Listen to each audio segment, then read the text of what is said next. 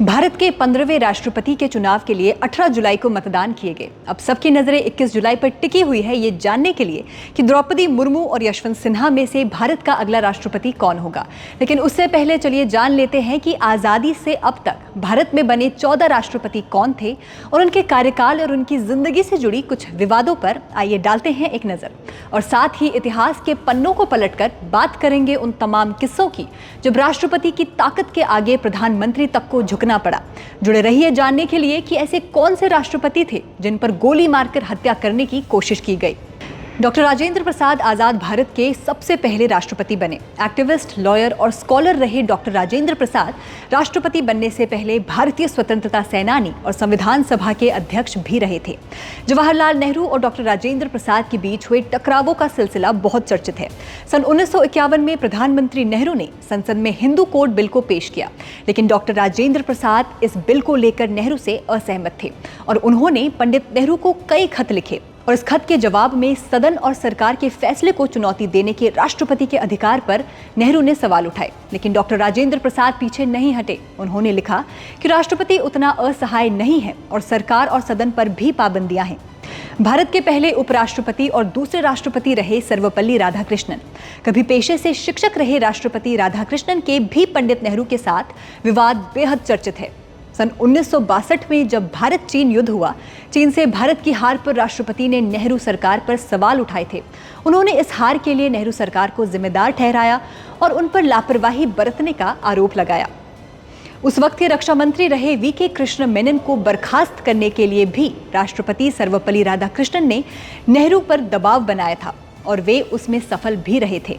जाकिर हुसैन भारत के पहले मुस्लिम राष्ट्रपति बने थे। उनका कार्यकाल केवल 2 साल का ही था, क्योंकि राष्ट्रपति बनने के 2 साल बाद ही उनका निधन हो गया। ये पहली बार था जब कार्यकाल से पहले ही राष्ट्रपति का पद खाली हुआ था और जाकिर हुसैन की मौत ने देश में संवैधानिक संकट पैदा कर दिया। राष्ट्रपति जाकिर हुसैन के निधन के बाद ही कार्यवाहक राष्ट्रपति बनाए जाने पर विचार किया गया। जाकिर हुसैन के निधन के बाद वी.वी. गिरे ने बतौर केयरटेकर प्रेसिडेंट राष्ट्र का भार संभाला। लगभग 3 महीने के कार्यकाल के दौरान वी.वी. गिरे के लिए गए 2 बड़े कदमों की वजह से वे चर्चा में बने रहे। पहला था शिमला एग्रीमेंट, सन 1971 की भारत और पाकिस्तान के बीच पीस ट्रीटी। दूसरा 1969 का बैंक राष्ट्रीयकरण विधेयक। इसके जरिए भारत के 14 सबसे बड़े बैंकों का राष्ट्रीयकरण किया गया। फखरुद्दीन अली अहमद भारत के दूसरे मुस्लिम राष्ट्रपति थे। भारतीय लोकतंत्र का सबसे विवादित दौर इमरजेंसी इन्हीं के कार्यकाल के दौरान लागू किया गया था। तो जाहिर तौर पर फखरुद्दीन अली अहमद भी अपने कार्यकाल के दौरान लिए गए फैसलों से विवाद में बने रहे।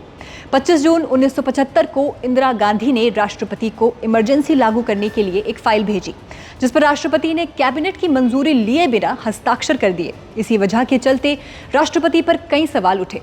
आंध्र प्रदेश के पहले चीफ मिनिस्टर और देश के पहले गैर कांग्रेसी राष्ट्रपति बने नीलम संजीव रेड्डी। सन 1977 में जनता पार्टी के सत्ता में आते ही निर्विरोध राष्ट्रपति चुन लिए गए थे।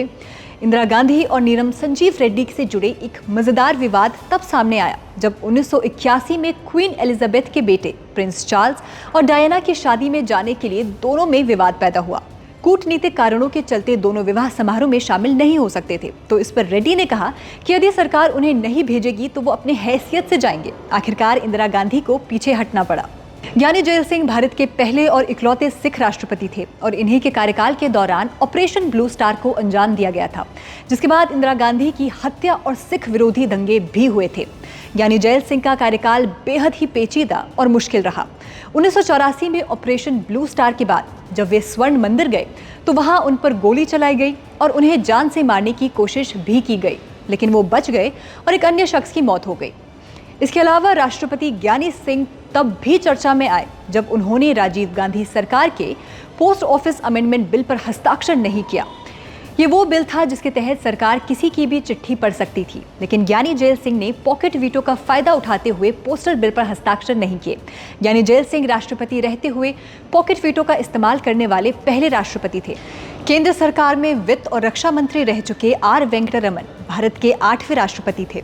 1989 में लेफ्ट, बीजेपी और छोटी पार्टियों के साथ मेजॉरिटी होने के बावजूद राजीव गांधी को सरकार बनाने का न्योता देने के कारण आर वेंकटरमन विवाद में बने रहे।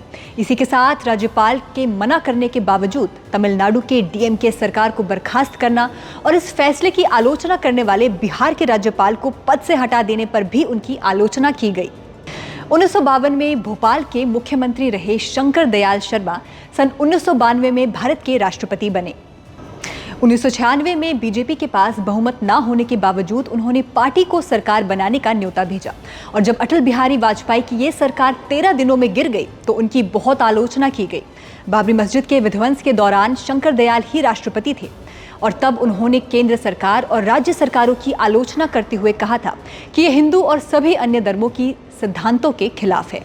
के.आर. नारायण भारत के पहले दलित राष्ट्रपति बने थे। इन्हीं के कार्यकाल के दौरान बहुमत सिद्ध न कर पाने की स्थिति में 2 बार संसद को भंग किया गया था और साथ ही ये पहले ऐसे राष्ट्रपति थे जिन्होंने बिहार और यूपी में राष्ट्रपति शासन लगाने की कैबिनेट की सिफारिश को ठुकराया था। भारत के सबसे लोकप्रिय राष्ट्रपतियों में से एक डॉक्टर एपीजे अब्दुल कलाम राष्ट्रपति बनने से पहले डीआरडीओ और इसरो में वैज्ञानिक रह चुके हैं, लेकिन एपीजे अब्दुल कलाम भी विवादों से दूर नहीं रहे। 2004 लोकसभा इलेक्शन से पहले एपीजे कलाम ने वाजपेयी को कहा था कि सरकार के निर्णय लेने की शक्तियां उन्हें सौंप देनी चाहिए। इसके अलावा 2009 में अमेरिकन एयरलाइंस के अधिकारियों ने राष्ट्रपति की तलाशी ली थी, जिसके बाद एक बहुत बड़ा विवाद खड़ा हो गया था। देश की पहली महिला राष्ट्रपति बनी प्रतिभा सिंह पाटिल। इसके साथ उनका नाम अपने रिश्तेदारों के साथ सरकारी पैसों पर सबसे ज्यादा विदेश दौरे पर जाने वाली राष्ट्रपति के नाम पर भी जुड़ने लगा।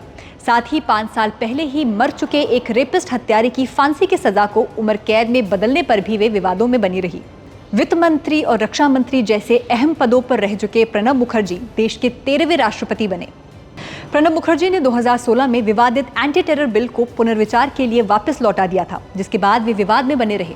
गौर फरमाने की बात यह है कि यह बिल 2004 से अटका हुआ था। बीजेपी के राष्ट्रीय प्रवक्ता और राज्यपाल रहे रामनाथ कोविंद भारत के 14वें राष्ट्रपति रहे। रामनाथ कोविंद ने अपने कार्यकाल में कुछ बड़े फैसले लिए, जिनमें से एक निर्भया हत्याकांड के 4 दोषियों की दया याचिका खारिज करना था। विवादित एंटी टेरर बिल, जिसे राष्ट्रपति कोविंद से पहले 3 और राष्ट्रपति लौटा चुके थे, उसे राष्ट्रपति कोविंद ने नवंबर 2019 में मंजूरी दे दी। ये थे अब तक के भारत के 14 ऐसे राष्ट्रपति जिनके कार्यकाल में कई अहम फैसले लिए गए और जिन्होंने ये दिखाया कि राष्ट्रपति असहाय नहीं बल्कि देश और देश की राजनीति में होने वाले अहम बदलावों का हिस्सा है। अब देखना ये होगा कि देश का 15वां राष्ट्रपति कौन होगा और वो इस सूची में क्या नए बदलाव लेकर आते हैं। फिलहाल इस वीडियो में इतना ही। आप बने रहिए जी न्यूज़ डिजिटल के साथ।